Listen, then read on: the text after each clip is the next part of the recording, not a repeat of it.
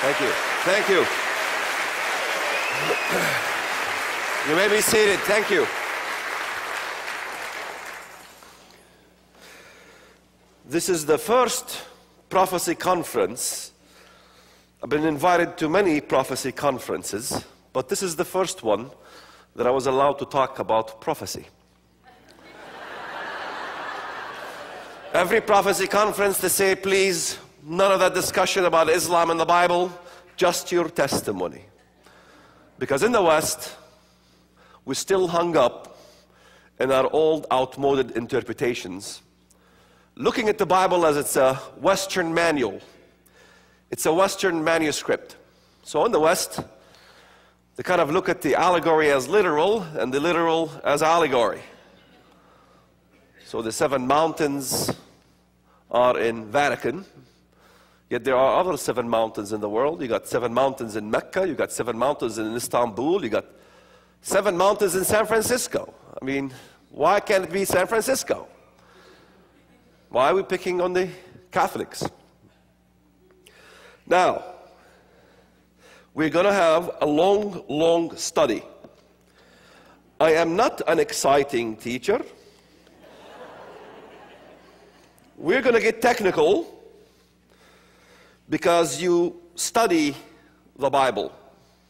Just as you study algebra, you don't preach algebra.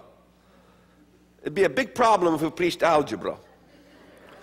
I will give you a little background about myself. I come from both specters of this world. My mother was an American who met my father, who's an Arab, Jordanian, in Humboldt State College, University today.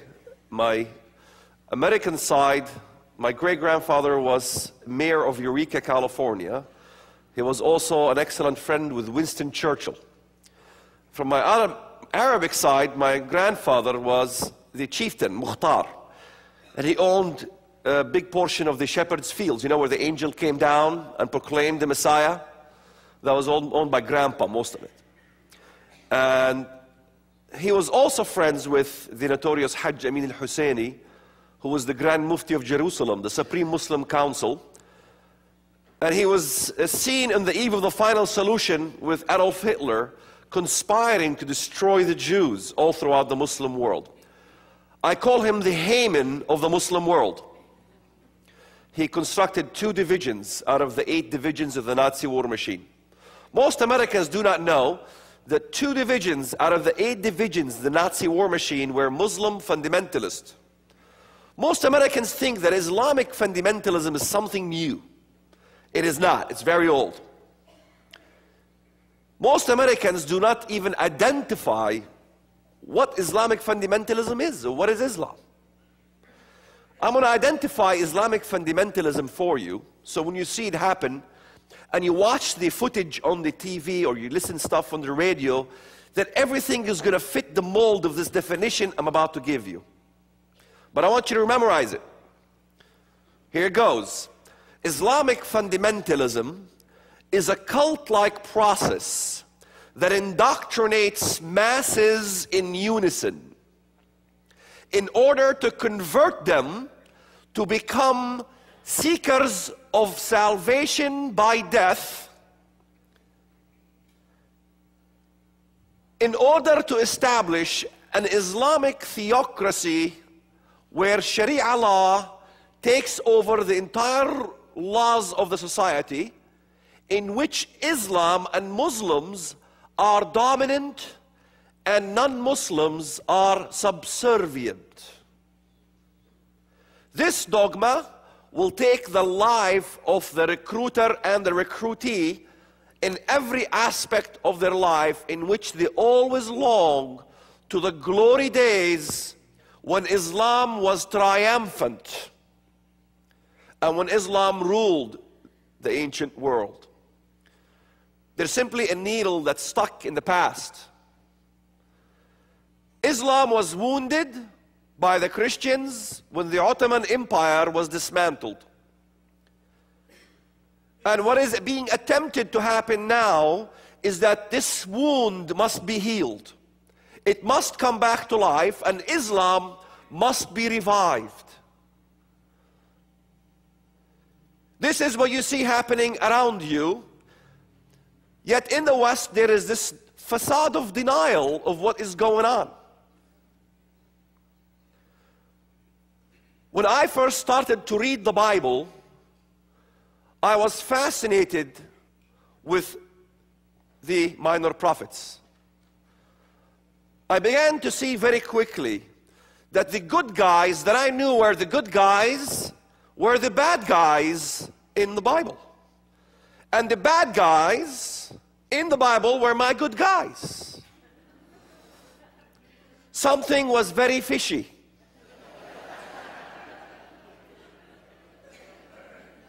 I began to see that my Mahdi was your Antichrist. And your Christ was my Antichrist. In fact, Muhammad said that one of the signs of the times for Muslims is that the false Christ will lead 70,000 Jews and Christians from Jerusalem.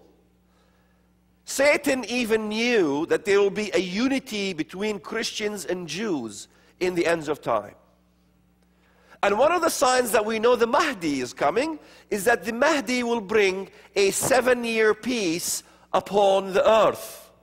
Yet when I read the book of Daniel, I was crushed to find out that my Mahdi was your Antichrist. Something indeed was very fishy. I began to understand that Satan was extremely clever. That if you want to understand prophecy, you must pick on the brains of Satan because he knows it. He knew it all along for thousands of years. So he set up Islamic eschatology to match your eschatology, except he flipped who the good guy is to become the bad guy, the bad guy, the good guy. We have just completed the 2007 International Prophecy Conference with nearly a dozen world-renowned speakers, but you don't have to miss a minute. I've been invited to many prophecy conferences, but this is the first one that I was allowed to talk about prophecy. Could the apparitions that perform numerous signs and wonders that the Catholic Christians revere and worship also be the same things that Muslims will also worship? Our spiritual link is so connected to Israel that whatever God promised Israel as a blessing can come upon us as Gentiles. By 2015, Muslims will make up a majority of the Russian army. Get the entire conference today. All messages on audio tape or CD for only $119 plus $10 shipping, or on DVD for only $199 plus $10 shipping. When you order all the sessions, we will send you absolutely free the historic Convocation, where 8 speakers were together on one panel for 3 exciting hours. Call now toll free 1-888-463-7639 and have your credit card ready. All my life as a teenager, I grew up in the Middle East, in the Palestinian areas, of course. My desire was to die as a martyr. Because the only way one can assure one's own salvation in Islam is to die as a martyr.